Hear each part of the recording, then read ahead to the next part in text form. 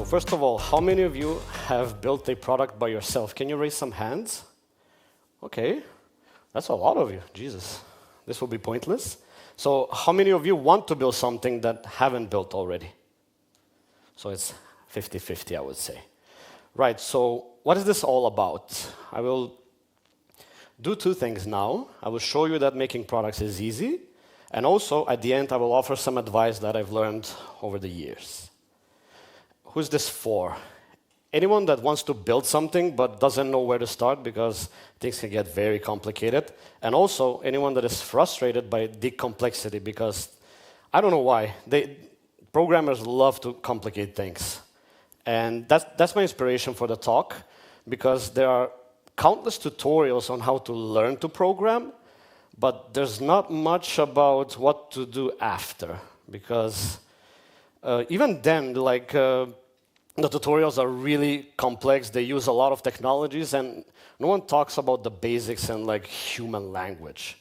So, a little about me. I have an accounting background, as I was introduced. I have no computer science education. It was all done through YouTube and books. I've also never worked in a company or with a team. So, maybe take my advice with a grain of salt, but things work, so I just keep going, you know. And finally, I'm a proof that an idiot like me can build things just with the simple things. So this is how it all started. I used a DOS application when I worked as an accountant, and surprisingly, I'm not that old because this is pretty interesting. Even half the softwares now in Macedonia are still DOS applications. Even when you go to a restaurant, you will notice the blue screen. It's really famous. So. Next slide would be, I tried to build an ERP by myself, and not exactly myself. I convinced a programmer friend of mine to start working on it, but halfway there, he left the country. So I was left with code that I didn't understand, and I had two choices. I could either find a partner, an investor, I could go through all the crazy stuff to build a product, or I could learn how to program. And it took a while. So I figured that it's faster to learn to programming than to take the other route. And I still think it was a good decision in the end, because you still have a useful skill even if you fail to build something. And this is what it resulted in. These are some of the apps I've built. Most of them are how should I say, internal. They're not public to the world. A couple of them are. And I think it's 10 products, and they all went from really bad in the beginning to less bad at the end, because I don't think I'm the most sophisticated programmer out there, but things work. So that's my message to you here, to try to tell you that it's possible to build something. And this is the blueprint I'm going to show you now. I've realized that you don't need that much, actually, and I'm going to share the process now. But this could all be summarized with this image, which is people in the beginning don't know how things work, so they just simplify things. Then you have the complexity, and in the end, people still use the simple things. Like Peter Levels is an interesting use case for this. You can Google him. He's a guy that's a digital nomad, and he makes $100,000 a month with his apps, and he uses jQuery, which is too basic even for me. So it's amazing. And these are the technologies I'm using. They're pretty simple. They're based. They don't have any frameworks, any needless complexity. And I'm going to show you now how they work together. But first, I have to thank my Lord and Savior, Rich Harris, for saving my programming career, because I almost gave up programming because React is that bad. And that's a really strong opinion of mine. And I attribute half of my success to this guy. So thank you, Rich. So this is how everything works. This is all you need to know in one image. I'm going to go through the path of this, how things are connected.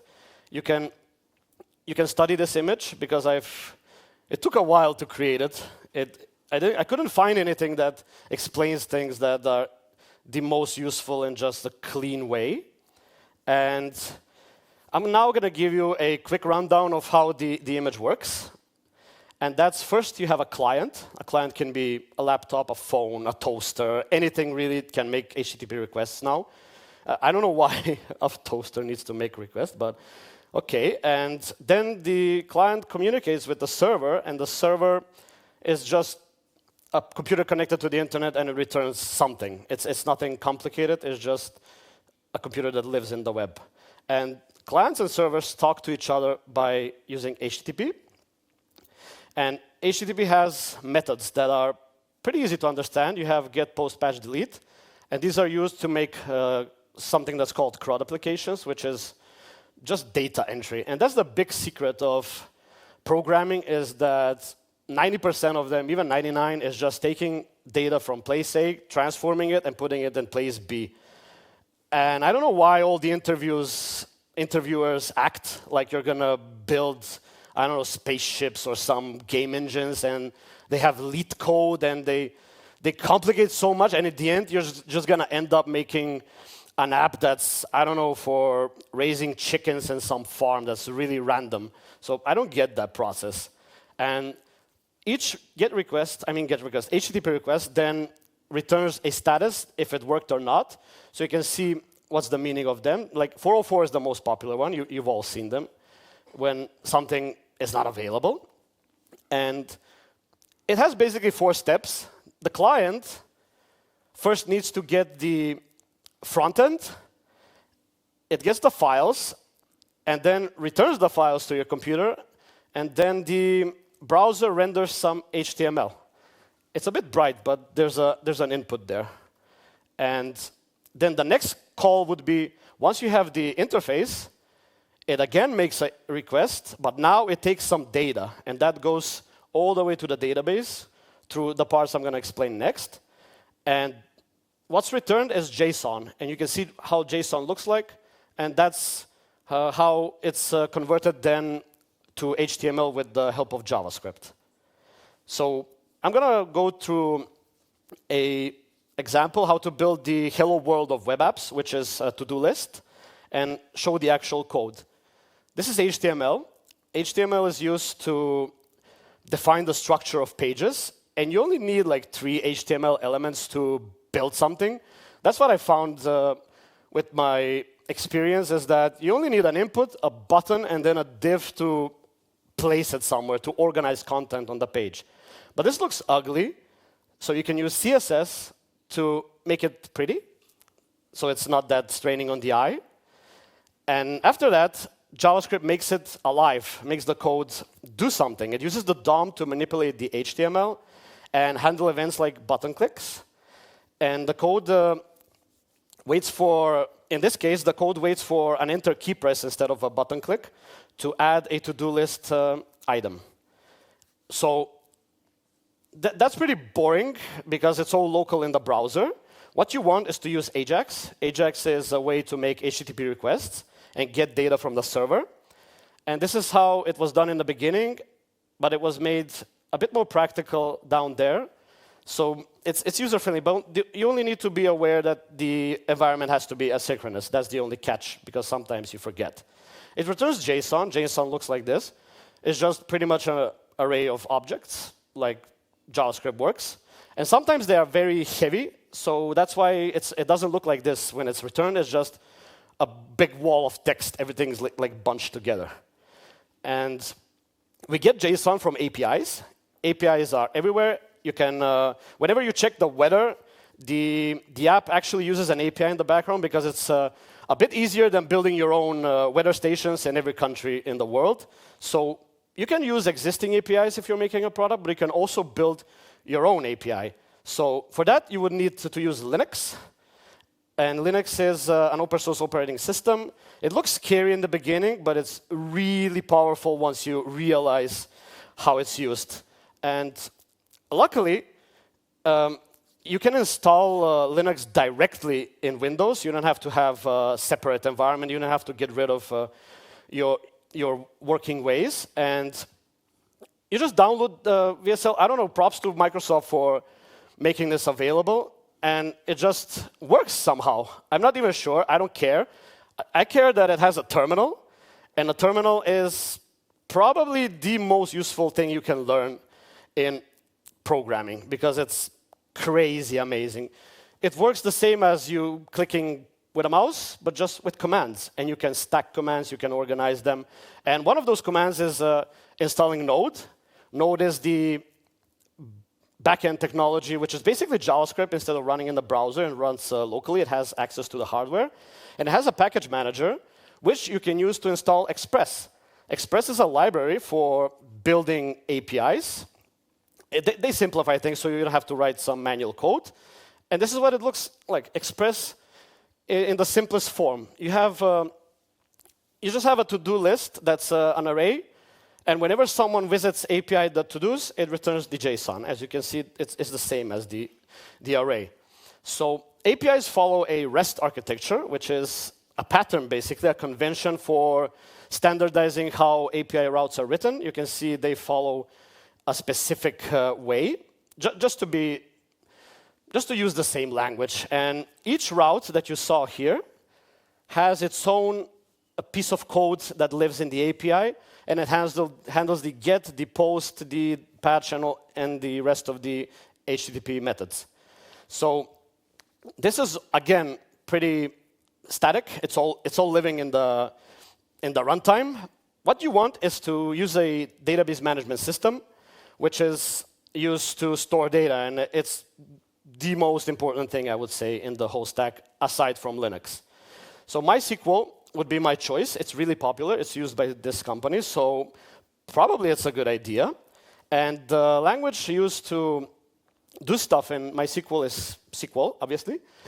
And SQL is used to manipulate data and to interact. So you can create a database, and then when you have the database, you can create a table inside. A table is basically like an Excel sheet, while the database is like the actual Excel file. The table is the sheet inside, where you have multiple sheets.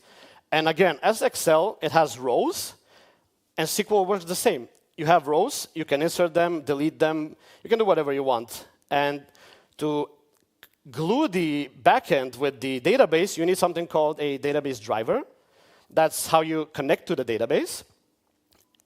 And the convention is to, instead of using a standard connection, you can create a pool.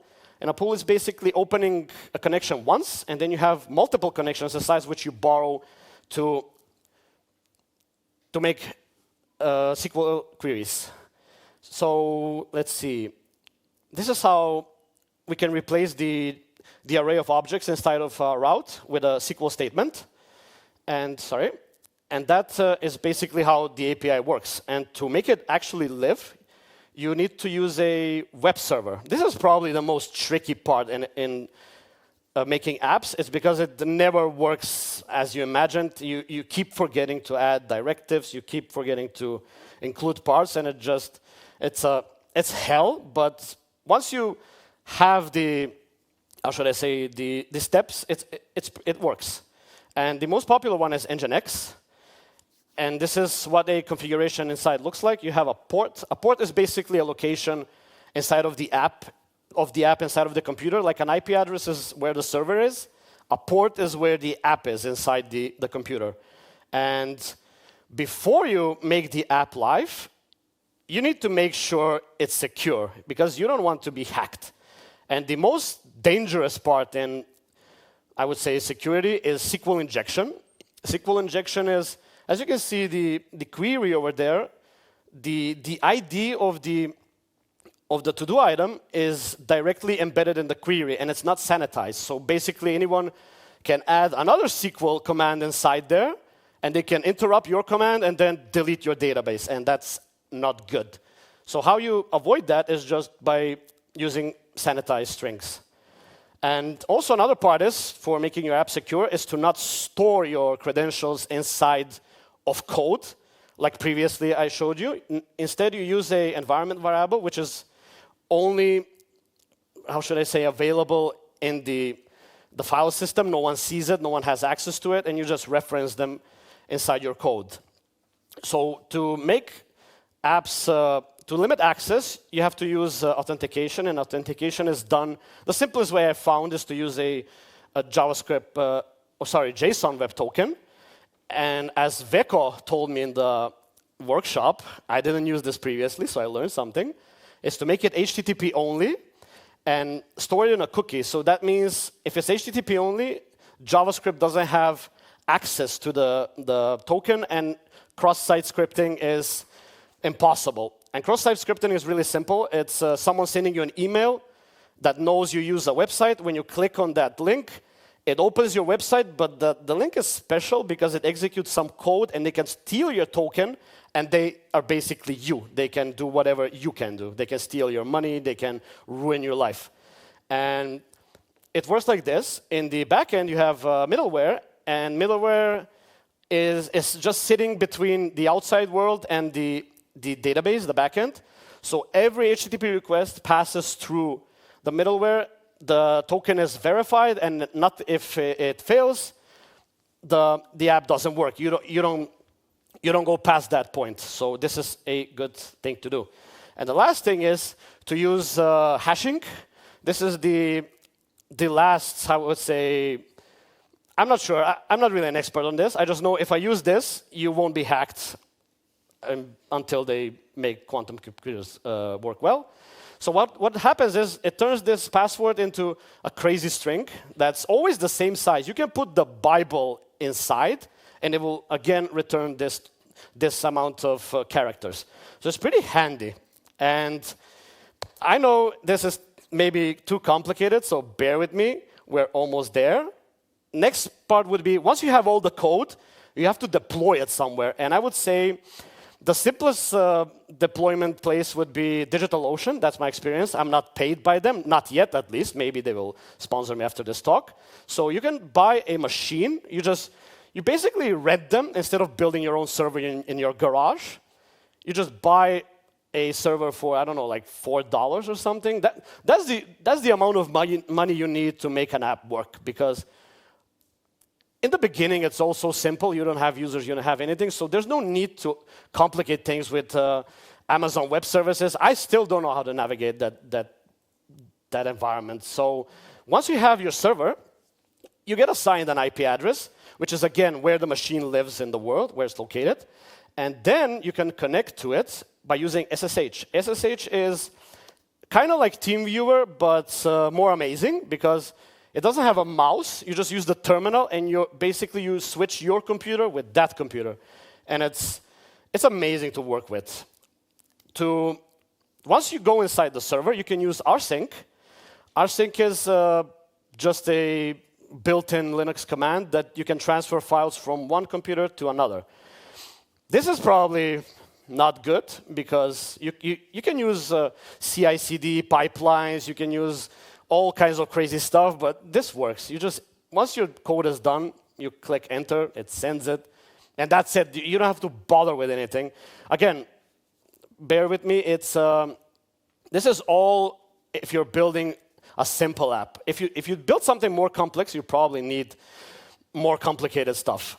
And once you transfer the code, you can then run a cool sounding thing that's called a daemon, which is basically a process that works in the background. Instead of running the script with node, let's say, server, if that fails, your app fails. But with this, if it fails, it just restarts again and again and again. It just keeps staying online.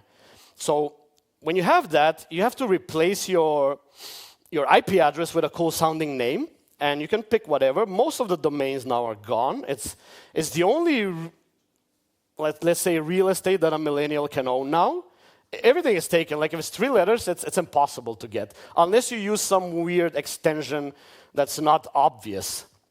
And once you bought the domain, you have to tell which DNS you want to use with name servers. This is probably wrong. I don't care, because it works. I understand it that way. So when you point the DNS you want to use, you then have to, in the cloud host, you have to define an A record. An A record is basically connecting the IP address to the name, because that's what the DNS looks for. once you do that, you have to wait for a while, which is called propagation. And that can take from a minute up to 24 hours. So usually it takes, I would say, like a couple of minutes. And once you have all the check marks, that means you can visit your site with the domain. And the next part would be the dreaded SSL. This is the bane of all beginner web devs. It's the bane of existence because it sounds so complicated in the beginning. I didn't know how to set it up. I was really frustrated with it. But then again, once I realized that it's just two commands. You actually ask the certbot to issue a certificate for you, which is free, by the way. That's awesome. And then once you have the keys that they issue, you can just modify your Nginx configuration to look like this. So instead of going through port 80 directly to your backend, now it goes to port 80, it gets redirected to the port 443, which is SSL, and it's encrypted, and then it just works the same as previously. So congrats, that's the app. That's all you need to do to make something work. This is a to-do list that I built. You can check how it works. You can visit that domain, actually subdomain, and that's an interesting thing. Subdomains need separate SSL certificates from domains. And I have the code available on GitHub. You can see how the to-do actually works. The code that I showed you here is included in the GitHub. So it's much easier to see how files are connected, how things are connected once you look at the code base. And that's how I build apps. It's pretty simple. It gets the job done. It's nothing special. And I would like to end things now with a bit of advice that I've learned. It's premature optimization is the root of all evil, because users don't care about tech. They just want to go home afterwards, and you don't have to waste time being optimal. The only thing that's important here is just don't compromise security. Just be careful about the stuff I talked about, and you're fine. You can build whatever you want. And once we're at the topic of building, you should build boring stuff. Like, businesses are starving for solutions. They will tolerate anything to solve a problem. I've seen some weird stuff, like they will wait for you. You can have some crazy bugs. That's amazing to me, because usually large companies, they have standards, legal teams, but half of the companies are not large. They use basic stuff, and they just want to get something done. They don't care about optimization, really. And the last advice I would give, because I don't know why this piece of shit is popular, it's ORMs, which is writing JavaScript instead of SQL, and SQL is so fucking amazing. It's probably the next most powerful thing you can learn besides using terminal in Linux. It's SQL, because you can. That's what drives APIs. That's the actual heart of the backend system. If you can write a good SQL query, it will trump any crazy architecture you have for optimization, because most of the times the problem is in your bad SQL. If you're using a left join instead of join. So it's pretty useful to learn all of that. So thank you. I'm glad you came to my TED Talk. I hope you learned something useful. And if you want to learn things in more detail, you can visit this website. This website has everything I talked about, but times 10. Everything is explained in excruciating detail. I haven't slept for a week to build this thing. So hopefully it can be useful to you. And also you can follow me on any social place. That's the beauty of my weird name. It's that I found this everywhere, amazingly. So I have some real estate, because I don't own a house. And at the moment, they're empty, but hopefully you can help me out by gaining some following. And that's it. I would like to hear some questions from you if you have. And thank you. Yep. Big round of applause for Ivan.